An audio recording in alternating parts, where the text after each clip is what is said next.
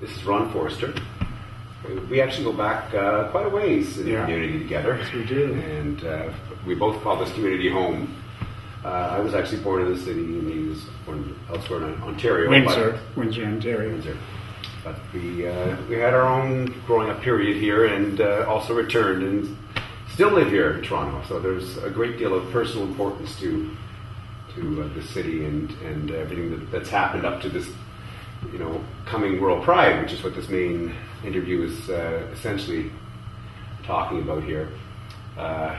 There's so many things that we could cover, and we actually had the great fortune of having a chance last night to watch an amazing documentary called Track 2, Enough is Enough, that was showing a great deal of what happened here in Toronto just prior to the very first Pride. And very accurate. Very accurate. And you would know, since you were there. It's very accurate. This leads me to a lot of interesting questions. Start off, gay sex was not decriminalized until 1969 here in Canada. Yeah. And so we had a good decade long before we even had anything remotely resembling Pride. And apparently, from what you told me, they used to start off having like almost unofficial prides at the island. Yes. Every June, we had the gay people in Toronto. We'd all go to the island, and that would be our gay pride picnic, whatever you want to call it. So you picked June for any particular reason? Yes, because of the raids in New York. Oh, okay. And I can never remember the name. Stonewall. Stonewall. Okay. And they were actually, I don't know if anyone knows that, but the Stonewall was raided the day of Judy Garland's funeral. I didn't know that. Did you know that? I did. Steve Rosen told me that. Yes. Her funeral, they raided the day of her funeral, which I thought was rather tacky. But that was... But it was actually kind of fortuitous because they said they were very angry about her death, and that might have had a lot to do with what fueled the fire. And, in the end, it might have been very helpful to getting the whole thing snowballing as it was. But it did. It did. Because Stonewall was very tragic. It was very bad. It was a bad scene. Very bad scene. Watched some documentaries on that, too. I've been quite aware how nasty that was. It was. So with the island situation, just give a general idea what it was like. There was no probably Hampton's Beach at that point, I suppose. No, we went over, and everybody, of course, they brought lunch. Everybody brought food, blah, blah, blah. And there were speeches, but nothing radical speeches, nothing to what was to become in the future, because we never ever suspected that there would ever be. And there was harassment by the police. There was no doubt about that, and they've been doing that for years. So they wouldn't allow us to do anything in the main part of the city, so of course we had to go to the island. And that's basically what it was all about. We sang songs, and people danced, and music, and that sort of thing. Like Woodstock. Yeah, that's great. Yeah, it was like a lot of people are probably not aware of that. I think that's where it unofficially began. So, and then another thing that you had brought to my attention last night was that the first official Pride we were supposed to have was supposed to be 1981. 1981, but because of the steam bath raids in February, it was canceled for that year. So it's amazing. It was canceled. Changed that completely. Mind you, it probably had a far greater effect in the long run. Yeah. And obviously the Pride after that must have been... 82. In 1982 was actually the first really got together thing in a park called Grange Park, which is off, if I know, it's off University of Toronto or something. It's outside, it's in University of Toronto. That probably had a great deal to do with making it such a successful world, stage for Pride, because they were so angry that year before, and they already marched and had such a big to-do, that by the time they actually did the first Pride Parade, they kind of had a little bit under their belt. That probably had a great deal to do with why we're one of the largest cities in the world that has, Pride. Well, from what I understand, of course, Toronto is the third largest in the world. I think it still is. I think this gentleman and I, we were talking about that earlier, and I think Brazil? Brazil is, yeah, I think it's number one. It's number one. There's no doubt. So many people. But Australia is Sydney. Sydney, is that the second? Yeah, suppose from what I understand, Okay. Sydney is Then number two. this is where I was confused because Yeah. I thought New York was like No. No, it's not. No. So we beat out New York. Oh, yes, of course we do. We're number that's good to three. know. We are third in the world. Sorry, New Yorkers. No. Well, that's good to know. Very Now, good. this to know. is from what I understand. This is from what I have been told.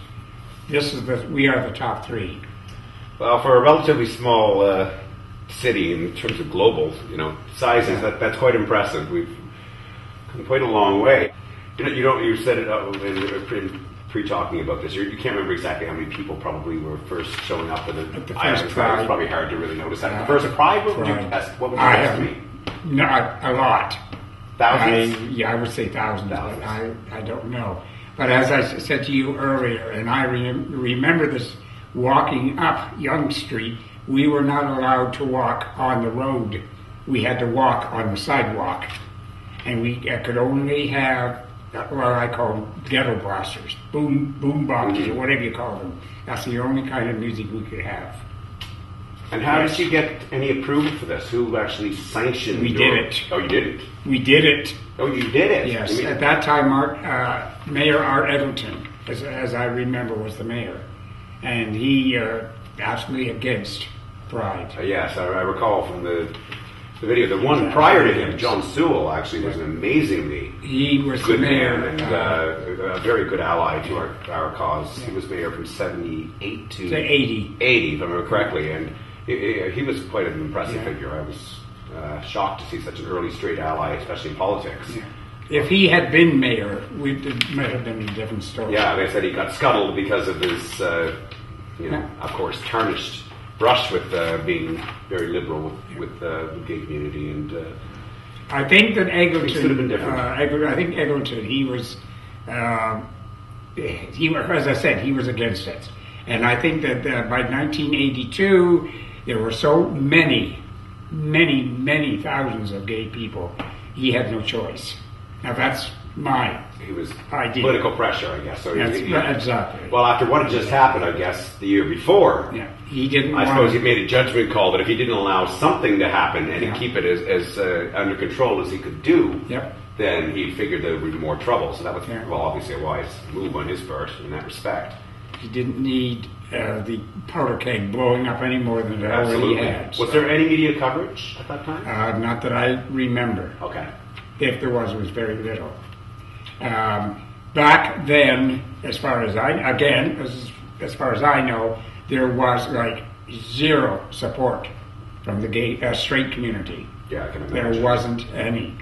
Because any that would be there would be very, It'd be very scared very to come little. forward naturally. That's what, Yeah, it was very little. So obviously sponsorships of any kind were completely No. out of the question No. at that time. No. How was everybody's spirits? Was it uplifting as far as Yeah. communities? Like, was everybody feeling that vibe of things In the coming gay together? community, well, they were. Yes. The straight community were fearful. Oh, I they were believe it. scared because we were labeled, and as you've seen in that documentary we seen last night, gays were labeled as criminals. Yeah, because it We wasn't were too long criminals. before that's exactly what they were branded legally We as. were I mean, it took criminals. a very short time prior to that, to get that reversed, and Yeah. you don't change people's minds that quickly, unfortunately. But we were so the straight community, and it's understandable. They were scared. Yeah. The straight people were. Here's all these thousands of gay people marching on the street. All these criminals. Yeah, and they They don't. were not mine. Typically, they don't know who is watching. They That's don't know. right. It's, They don't know what they They didn't fear know what what they to don't expect. exactly. It's But it changed. bit by bit. That's the Every thing. year And it as, changed. as you would have seen, it must have grown exponentially every year. Never in my ever imagination, or anybody's imagination, did we ever think back in 1982 that there would be a World Pride in Toronto. Because all we wanted was equality. And as I explained to you last night, and from my own experience, I know as I said to you, 2 men back then were not allowed to rent an apartment. You couldn't rent. You couldn't. Yeah, that one's one you shocked me with last night. Yeah, I was like, are you kidding? That one floored me to realize that's how they were so subtly discriminating against people in ways that you're getting screwed over, and there was nothing you could do about it. And people were losing their jobs. Well, of course. I lost 3 jobs for being gay. 3 different jobs. It was legal to be gay, but the landlords had the right to refuse, and they did. Yeah, so such a difference. It sure is. Such a difference. It was a slow climb, but yeah, that showed a huge difference over the time. But when you think back to those early periods too, what's your most memorable Pride moments through the years? Oh, the Sisters of Perpetual Indulgence. Are they? They were my biggest. I just loved them. Of course, everybody's too young, but they were. Well, there's pictures here of them. They were a group of guys who dressed up as nuns on roller skates, and they were in the Pride parades, and they were very entertaining. They were very good, and they were fun. They were a lot of fun. I would think they're one of my best memories. There's some footage of that. I'd love to look that up. Yes, there is. There would be. Oh yes, definitely be. Memories is the how the crowds grew, how the parades increased every year, got larger and larger and larger. That's the good side. The bad side is, to me, again, the Pride today is not what it was supposed. That wasn't what we started out. Today's Pride is not what it was back You mean then. in the sense, of course, how it naturally became corporate, political, and political. It's one of those unfortunate things that seems like anytime anything gets larger, and the more that you get done that you wanted to get done, other factions get in play, and then money is involved. That's right. I mean, it's just one of the things that just seems to be a reality of life. I mean, you're better off, but it can feel almost like you were sold out in a way, I guess, of what you were fighting for. We were fighting for equality. That's all we wanted. And you never expected acceptance, let alone acceptance. At best tolerance, probably. Yes. And we were not accepted. We were not. We were fired. If anybody found you were gay, you were gone. And for 2 men that couldn't rent, you couldn't even, like I said, you couldn't even rent an apartment. It was you had, if you did, you rented it yourself, and then you had your boyfriend or your partner, whoever he was, secretly move in. Yeah, or you had a beard that was on the lease. That's right. Yeah, I can imagine. Right. Wow. So I'm just out of my curiosity questions. When was the first you think that Pride became close to like 1 million people in attendance? Do you remember approximately when that was? You must have a somewhat memory of ago. Yeah, it must have been a while now. Years ago. It's been large for a long time. Years ago. It increased very quickly. Would you think it happened before 90, or was it after 90? Well, Pride, of course, this year is 32 years this year. And, years ago. I don't even Can't remember the number. It's been so many of them, which is a good thing. So many years now. It's quite a while ago now. Yeah.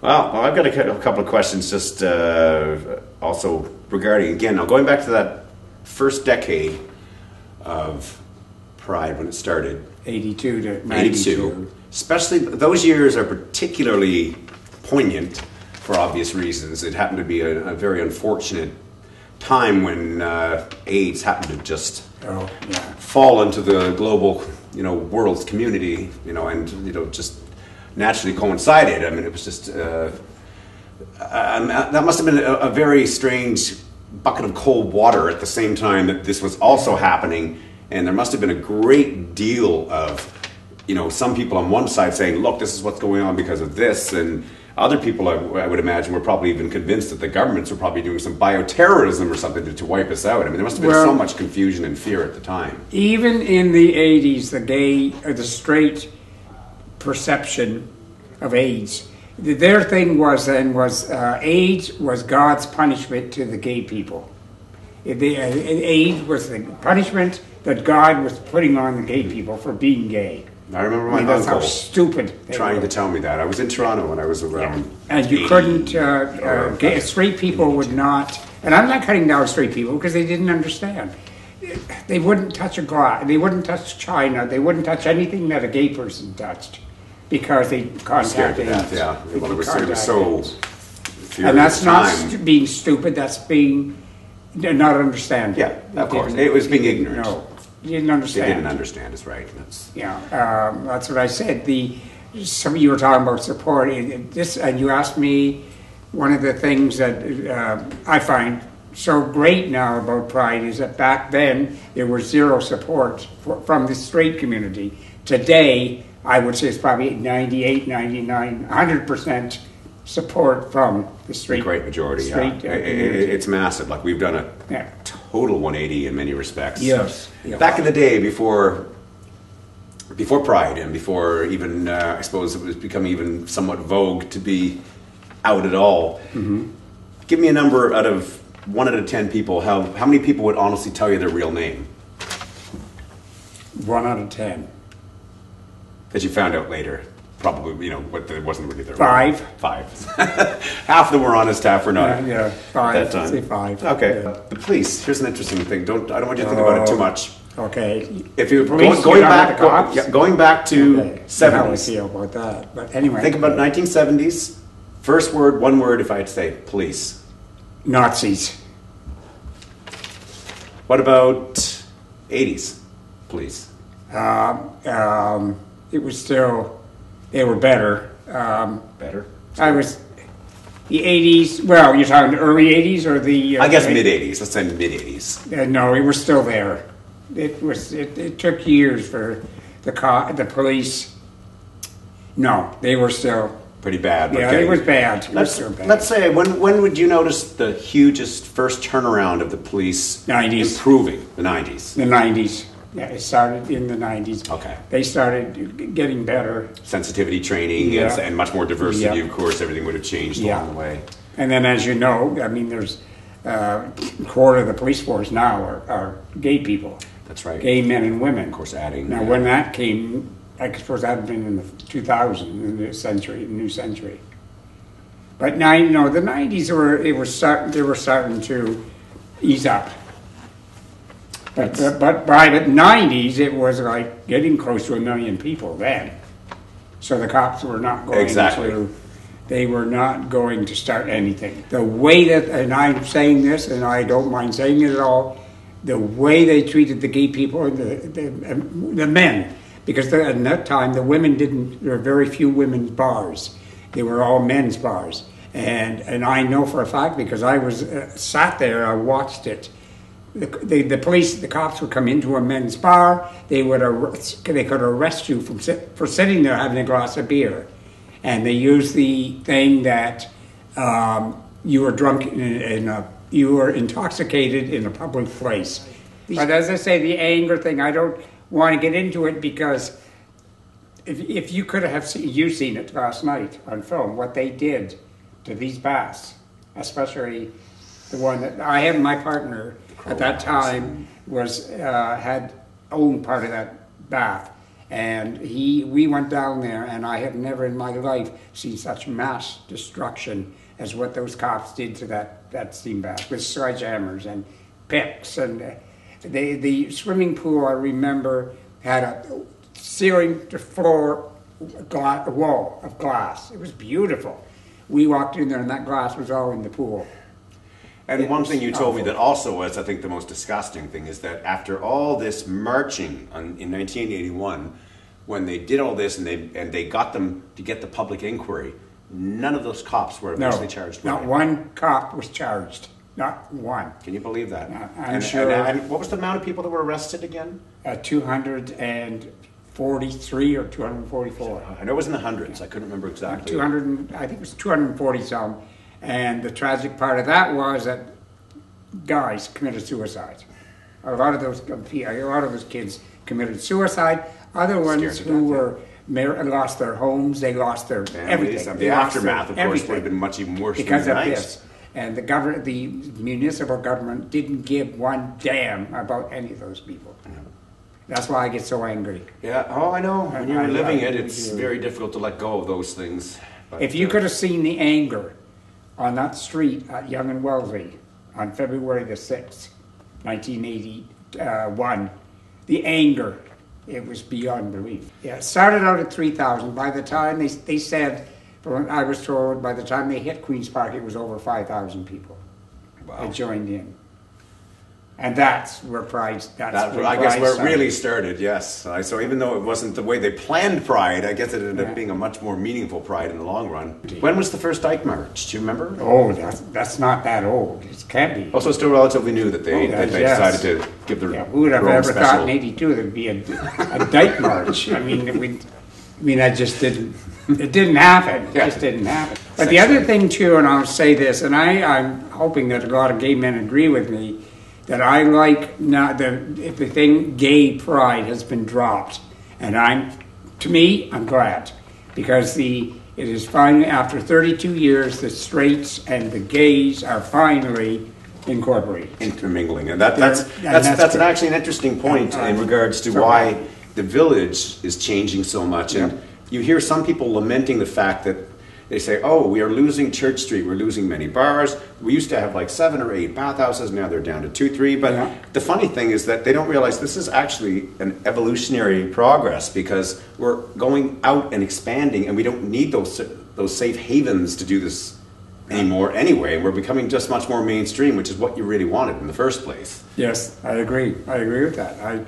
This pride thing, switching from gay pride to pride, has only been last couple of years, and I think it's a very good idea. I think it's due, where the straight community and the gay community can mix together. You go to the things they have on Church Street, Halloween, New Year's Eve, whatever. There's more straight people on Church Street than there are gay people. That's right. And back in the 80s, you didn't hear about transgender. You didn't hear about guys having sex changes. You didn't. Even the word two-spirited and such words were not even probably even known. Yeah, I mean, you didn't hear those. That wasn't even thought The of. lexicon at the time, yeah. Yeah, it wasn't. Well, let's wrap this up with one interesting question then, because this is all about World Pride. This year, 2014 World Pride. It's going to be a very landmark time, and we have Melissa Etheridge performing here. That's going to be doing the opening ceremonies. We've got some other acts, Deborah Cox. We've got hopefully a whole whack of people, and it's going to be an amazing time. It's going to be 2 weeks of an incredible time. What are you looking forward to the most about this year's World Pride? To start off with, as I said to you earlier, I would have, the older men would have never, ever, ever dreamt that World Pride would ever be in Toronto. We never, ever thought that would ever happen. It's unbelievable. That's the one word is unbelievable. That the whole world is coming here. Yeah. I just hope we can swing it. I just hope we can do it. I guess it goes to show how sometimes just fighting a little bit with enough faith and enough people on your side can really make a huge difference. It's been, to see this happening, it's been worth every minute, every agony, every thing that's happened over the years has brought us to this point. I just hope, my one wish is I wish and hope that young people could understand, know what we had to do to get them where they're at today. Well, I'm sure that you've been helping a great deal to make them understand it. And Ron, it was my pleasure to interview you and especially to spend last night watching that with you. I mean, it's been great to hear explained to me from somebody who's been there, and I think this has been an awesome time. I'm glad I was. Well, thank you very much for talking to me, and I think this will be a fascinating little take on World Pride for the Buzz.